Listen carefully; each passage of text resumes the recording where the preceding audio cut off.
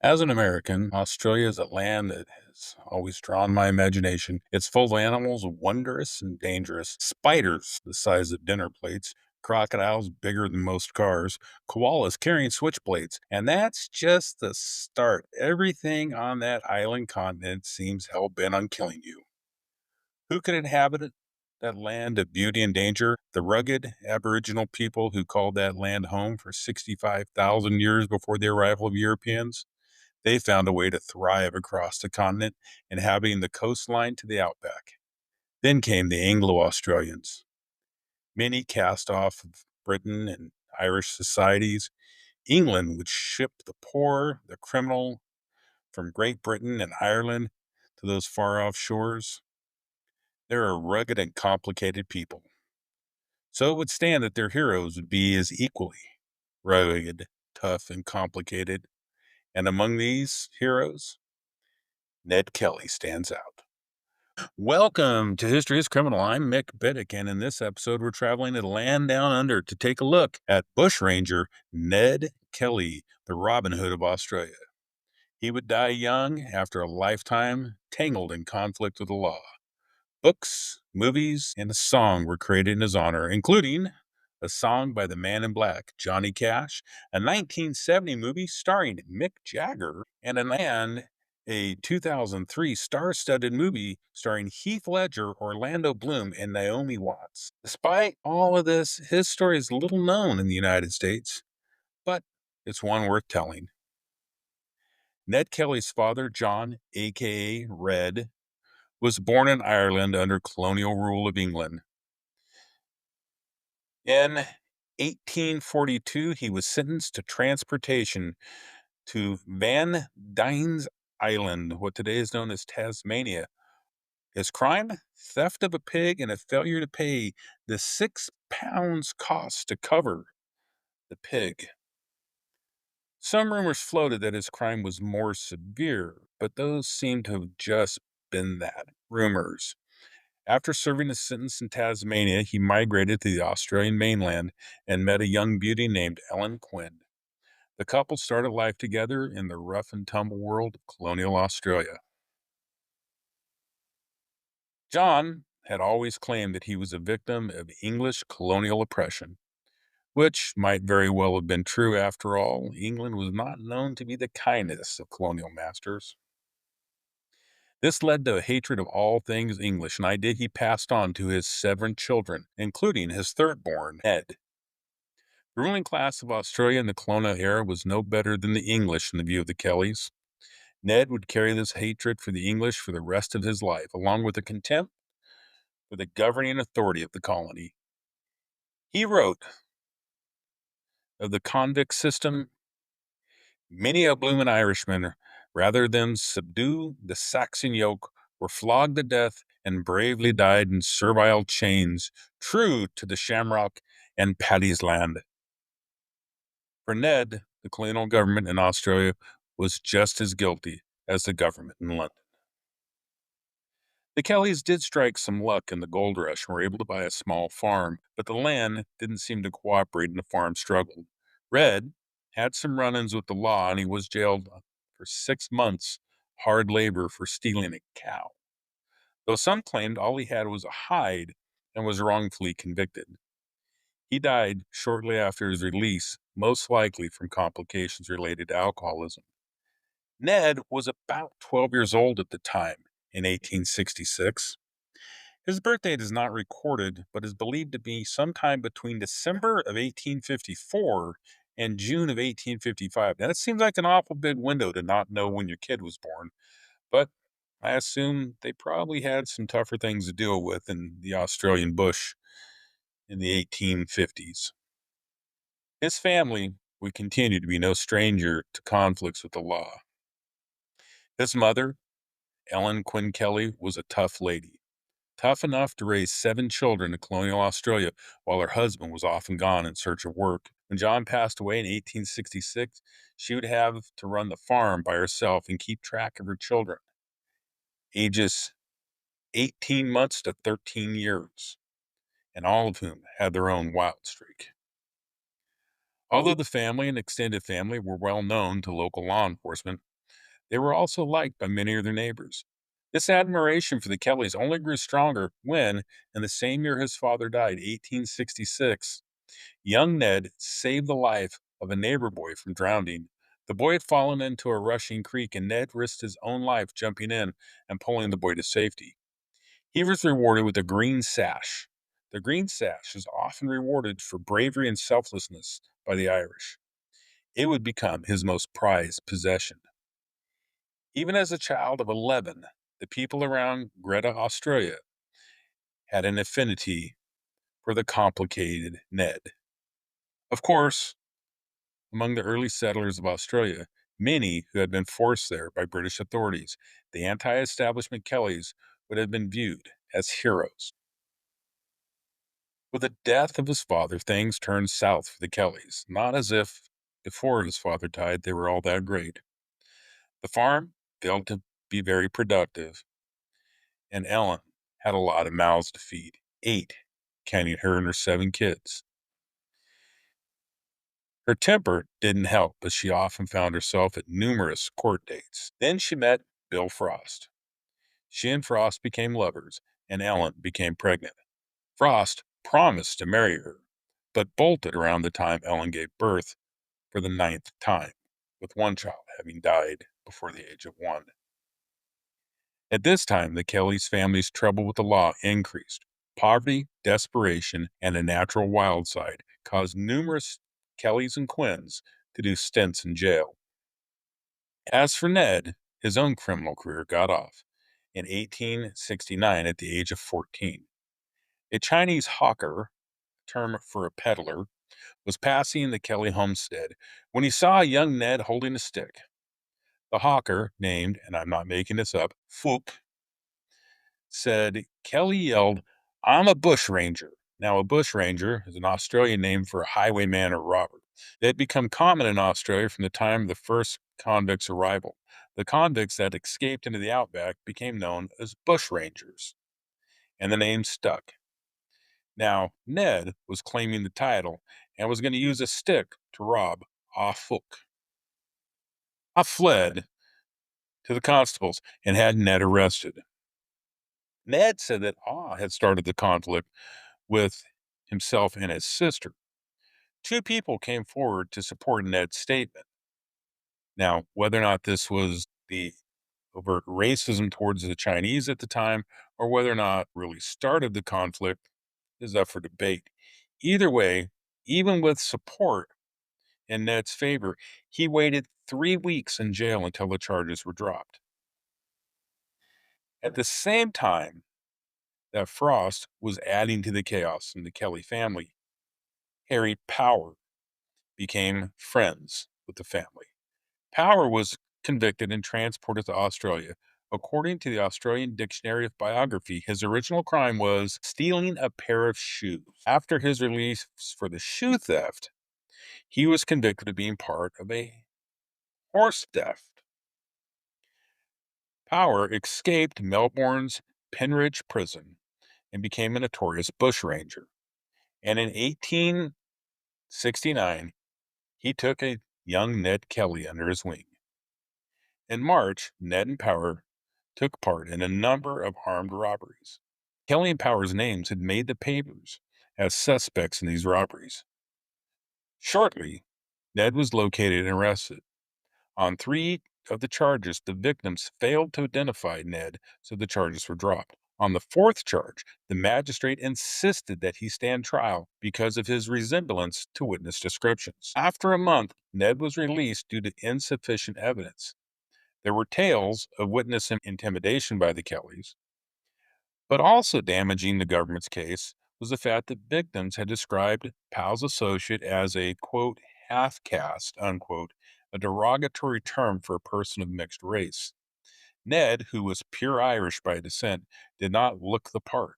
The constables tried to explain away the conflict by saying that while out bushranging, Ned didn't bathe, therefore appeared darker in color. Now, we just have to kind of let that overt racism sit there for a while. But this allowed Ned to once again walk away without any serious jail time. Power was later arrested hiding out in a cabin on the property of Ned's maternal grandfather. Rumor spread that Ned had turned Power in. It was, in fact, Ned's uncle who gave up Power. Ned may have given some information on Power in order to get his early release from prison, though Ned denied having ever given the police any information about Power. Power, who died drowning in a river in 1891, believed until the day he died that it was Ned who informed on him. Ned saw the inside of the jail cell again in 1870 in a weird turn of events. Ben Gould, a friend of Ned's, was accused by Jeremiah McCormick of stealing a horse. In response, Gould sent calf testicles wrapped in a newspaper to McCormick's wife. Truly kind of a gross and bizarre way to kid hit your accuser. But it was Ned who actually delivered the package. When McCormick confronted Ned, Ned punched him in the face. Ned was arrested and spent 6 months at hard labor.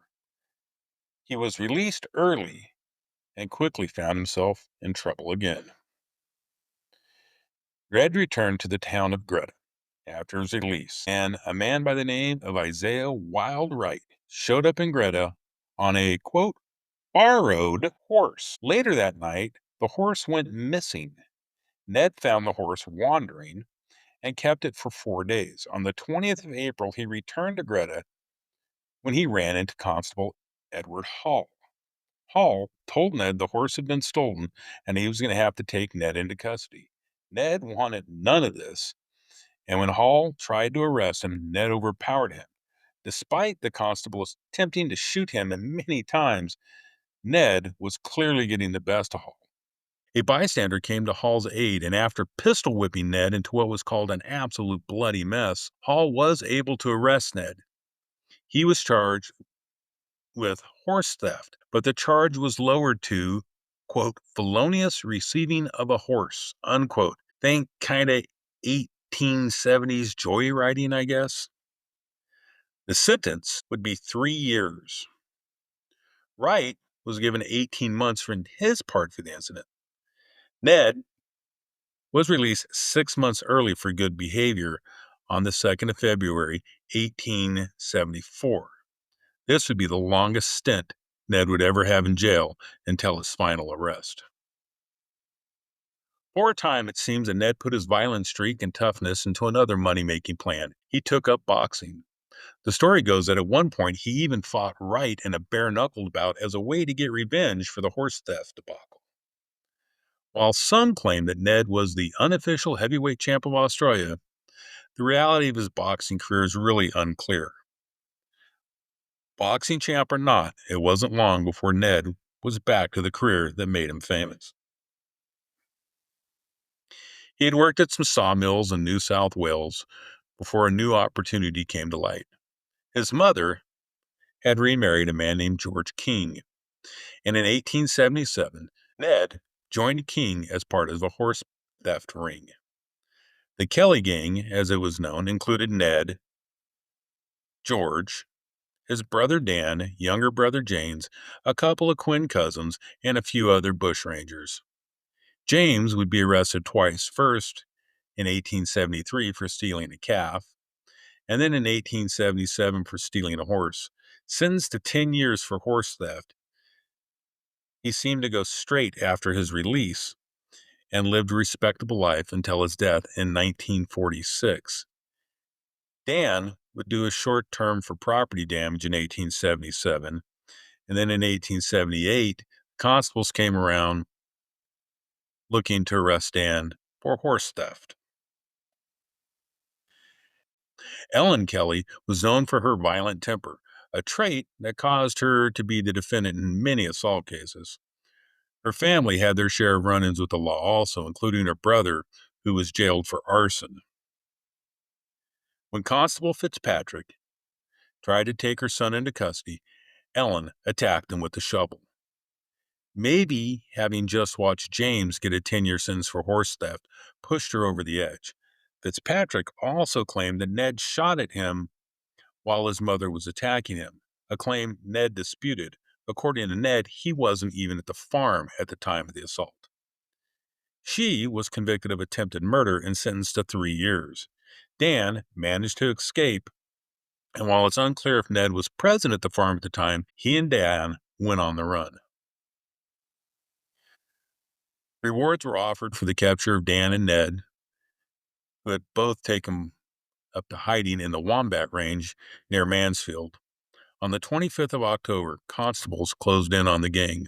Now, Sergeant Kennedy, Constables Lonigan, Scanlon, and McIntyre moved into the range and set about looking for the gang. Unfortunately for them, they were spotted by Ned. An ambush was set in place. Kennedy, Scanlon, left their encampment and searched for the outlaws. While they searched, the gang circled and entered the lawman's camp. Lonigan drew his pistol, but Ned was able to get the better of him, killing the constable. McIntyre, clearly outgunned, surrendered. When Sergeant Kennedy and Constable Scanlon returned to the camp, they refused to lay down their arms and a gunfight ensued. Ned shot Scanlon dead and inflicted a horrible wound to Kennedy. It appeared that Kennedy's wound would be fatal, so Ned shot him in the heart, later claiming that he did this as an act of mercy, not wanting the sergeant to die a slow death. McIntyre was able to escape and made it to Mansfield, telling the story of the killings. It was after that the Kelly gang stepped into high gear. The reward had grown to 500 pounds each, dead or alive. This act on the part of the government seemed to only embolden the gang. With the authorities gaining little traction, the gang came to Faithful Creek on the 9th of December, where they took possession of a sheep station and locked 22 people in a storage shed.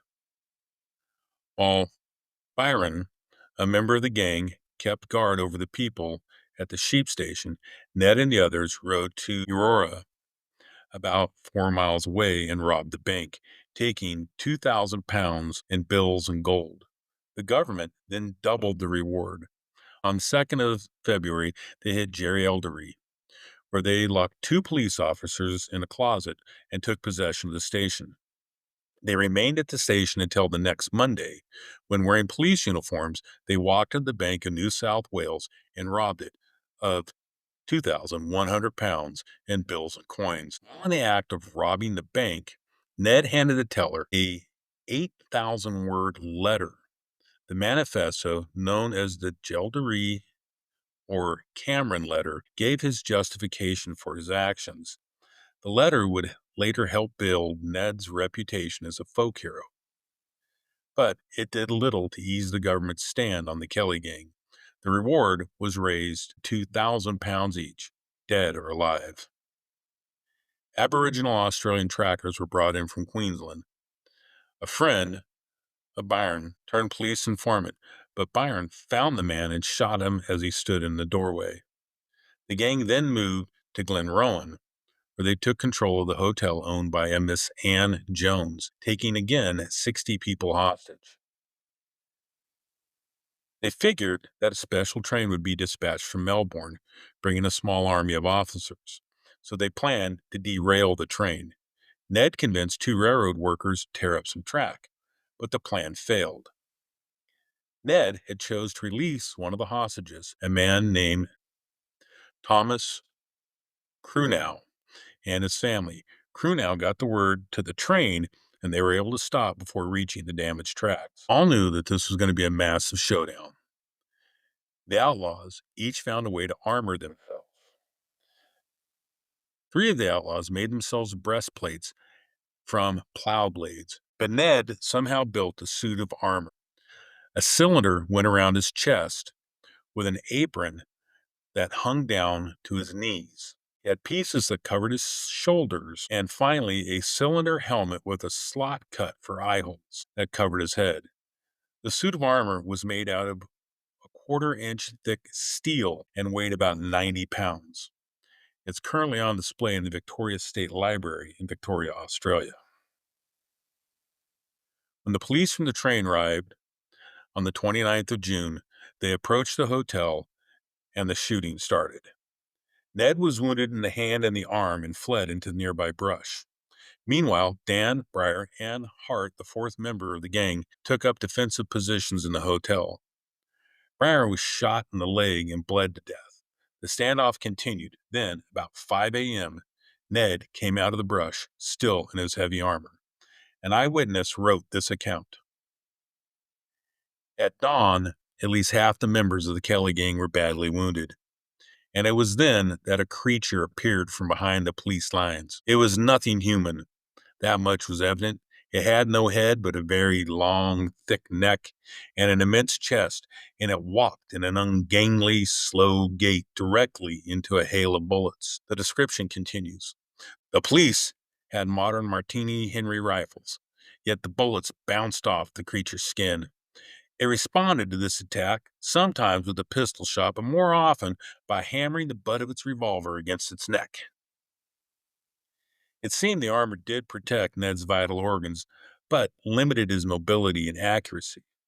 The account tells how Ned was then brought down. Now it paused, its mechanical turret rotated to the left, the creature's attention taken by a small, round figure in a tweed hat standing beside a tree. The creature raised its pistol and shot. The man in the tweed hat coolly knelt before it, then raised his shotgun and fired 2 shots in quick succession. Then, according to witnesses, Ned cried out, "My legs, you mongrel!" then staggered backward and fell. Police removed a makeshift helmet to find Ned still alive, but white and shaking. Under his armor, he was wearing the green sash that he'd received for saving that boy from drowning. By 10 a.m., most of the hostages had managed to escape the hotel, with the exception of 2 that were inadvertently killed by police gunfire. Even after gunfire stopped coming from inside the hotel, police continued to fire sporadically until 3 p.m., at which time they set the hotel on fire.